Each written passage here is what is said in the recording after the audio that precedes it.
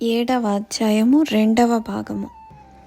చాలా అందమైన ఏడవ అధ్యాయమైన జ్ఞాన విజ్ఞాన యోగాన్ని, పూర్తి జ్ఞాన శాస్త్రాన్ని వివరించిన తరువాత వేరే ఏమీ తెలుసుకోవలసిన అవసరం లేదని చెప్పారు.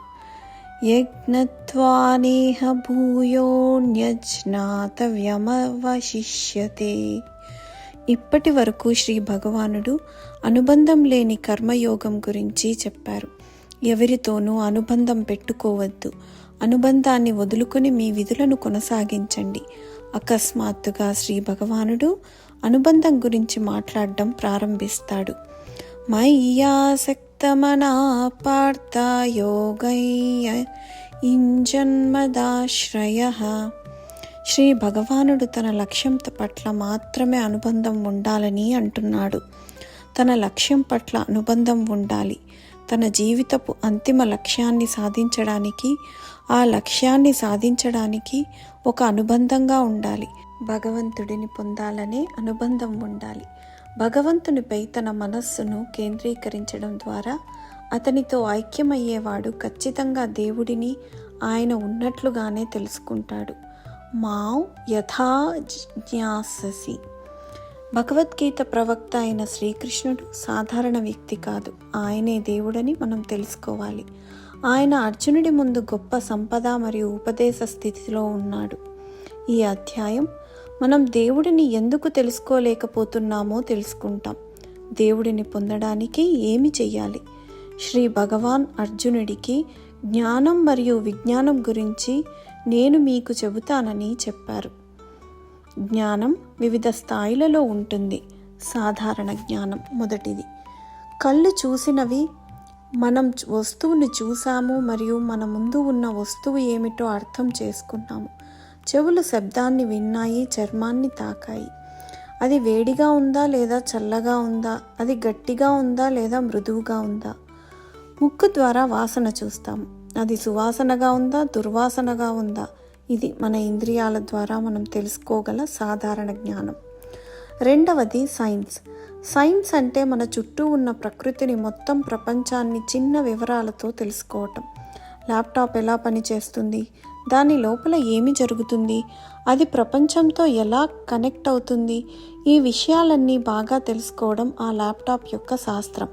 సైన్స్ అంటే ప్రకృతిని చిన్నదాని నుండి పెద్దదాని వరకు తెలుసుకునే ప్రయత్నం. మూడవది స్వీయ జ్ఞానం. అంటే నేను ఎవరు అనే పూర్తి జ్ఞానం, తనను తాను తెలుసుకోవడం. స్వామి సమర్థ రామదాస్ గారు జ్ఞానానికి సరళమైన మరియు అందమైన నిర్వచనాన్ని ఇచ్చాడు. 9 రకాల జ్ఞానాలున్నాయని, తనను తాను తెలుసుకోవడం, తనలో తనను తాను చూడడం అంటే స్వీయ జ్ఞానం. ఆత్మజ్ఞాన అనుభవం అంటే స్వీయ జ్ఞానం యొక్క శాస్త్రం.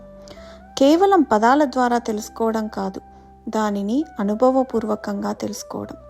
శాస్త్రానికి 2 నిర్వచనాలున్నాయి. మొదటిది ప్రకృతి జ్ఞానం, రెండవది జ్ఞానోదయం యొక్క అనుభవం. ఈ ప్రకృతి ఎలా ఉంటుందో శ్రీ భగవాన్ చెప్పారు. భూమి, నీరు, కాంతి, గాలి, ఆకాశం, మనస్సు, బుద్ధి మరియు అహంకారం. ఇలాగా ప్రకృతి 8 విధాలు. దీనికి అతీతంగా జీవుల రూపంలో మొత్తం ప్రపంచాన్ని నిలబెట్టే అత్యున్నత స్వభావం ఉంది. తనలో తనను తాను తెలుసుకోవడం, తనలో తనను తాను చూడడం అంటే స్వీయ జ్ఞానం. ఆత్మజ్ఞాన అనుభవం అంటే స్వీయ జ్ఞానం యొక్క శాస్త్రం. కేవలం పదాల ద్వారా తెలుసుకోవడం కాదు, దానిని అనుభవించడం అంటే శాస్త్రం. ఈ శరీరం 5 గొప్ప అంశాలతో రూపొందించబడింది. మనస్సు, బుద్ధి, చిత్తం మరియు అహంకారం అనేవి. అంతర్లీన 4.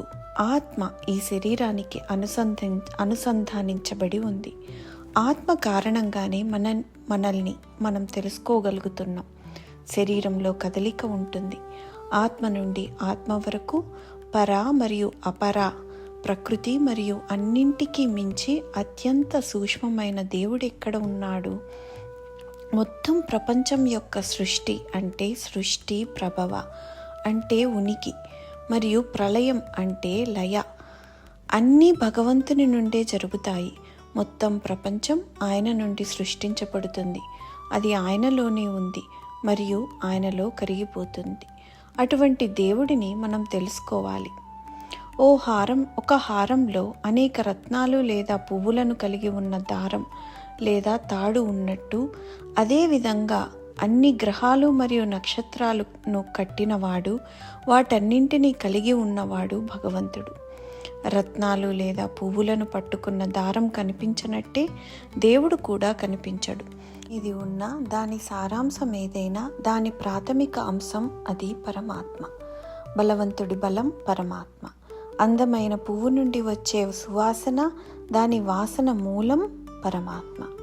ఏదైనా వ్యక్తి లేదా వస్తువు యొక్క ప్రత్యేకత పరమాత్మ వల్ల వస్తుంది.